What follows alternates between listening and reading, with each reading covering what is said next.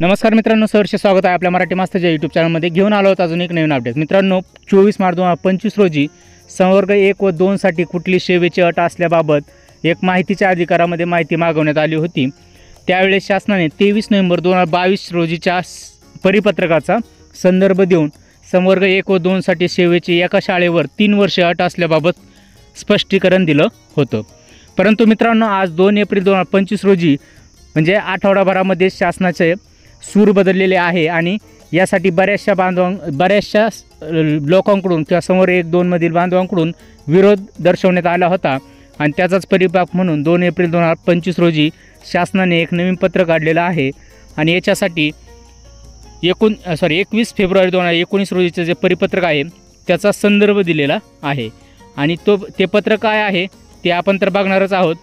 परंतु सर्वप्रथम संदर्भ क्रमांक 2 जो आहे 23/11/2022 जे परिपत्रक आहे पत्र आहे त्याच्यामधल्या सूचना रद्द करण्यात येत आहेत असं शासनाने ह्या पत्रामध्ये कळवलेलं आहे आणि 21 फेब्रुवारी 2019 रोजीच्या पत्रानुसार संवर्ग 1 व 2 साठी कुठलीही सेवेची अट असणार नाही असं सुद्धा नमूद केलेलं आहे।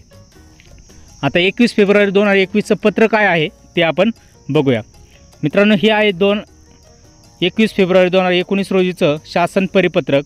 याच्यामध्ये जिल्हा अंतर्गत शिक्षक बदलीसाठी विशेष संवर्ग जे आहेत 1 आणि 2 या संवर्गातील शिक्षकांना बदलीचा अर्ज भरण्यासाठी सेवेच्या कालावधीची अट नाही असं स्पष्ट म्हटलेलं आहे।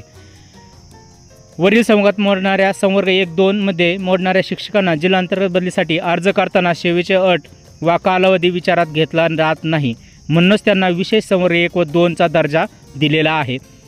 त्यामुळे काही झडपीमध्ये जरी विशेष संवर्ग 1-2ला सेवेची अट घातली असेल तरी ती सुद्धा चुकीची बाब आहे असं शासनाने निदर्शनास आणून दिलेलं आहे।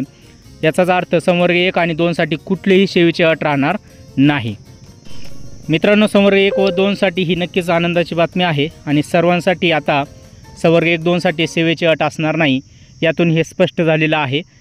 व्हिडिओ कसा वाटला ते कळवा। आवडला असेल तर लाईक, शेअर आणि सबस्क्राईब करायला विसरू नका। पुन्हा भेटूया अशाच नवीन अपडेटेड व्हिडिओमध्ये।